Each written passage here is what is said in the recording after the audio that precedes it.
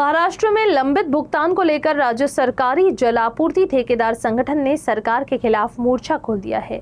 ठेकेदारों ने लंबे समय से रुकी निधि को जल्द जारी करने की मांग की है। संगठन ने सरकार को चेतावनी दी है कि यदि जल्द भुगतान नहीं किया गया तो 12 अगस्त से अर्धनग्न आंदोलन शुरू किया जाएगा।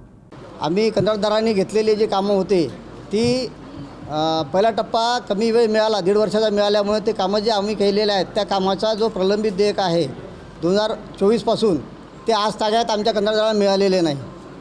त्याच्यामध्ये फार कमी प्रमाणामध्ये निधीची उपलब्ध झाल्यामुळे 2 वर्षापासून सर्व कंत्राटदार आज डबघाईस आलेले आहे। आत्महत्येपर्यंत कंत्राटदाराची आज स्थिती निर्माण झालेली आहे। आमचं सरकारला एकच म्हणणं आहे की आमचे प्रलंबित देयके पहिले पूर्णच्या पूर्ण अदा करा। सरकारने याच्यामध्ये केंद्राच्या टप्पा 2 मध्ये नवीन योजनांनाच पैसे देण्याचं सध्या सुरुवात केलेली आहे। आमचं असं म्हणणं आहे की पैसे देताना संपूर्ण राज्यात जे कामं झालेली आहे त्या सर्व कामांना एकत्रितपणे पैसे द्या, त्याच्यामुळं आम्ही पुढचे कामं करू शकू। आणि 22-23 मध्ये ज्या प्राकलन मंजूर होती त्या दराने आज 26-27 मध्ये आलेलो आहोत, अजूनही पैसे मिळालेले नाही आणि पुढचे कामं करण्यासाठी आमच्यावर त्यांच्याकडनं दबाव येत आहे।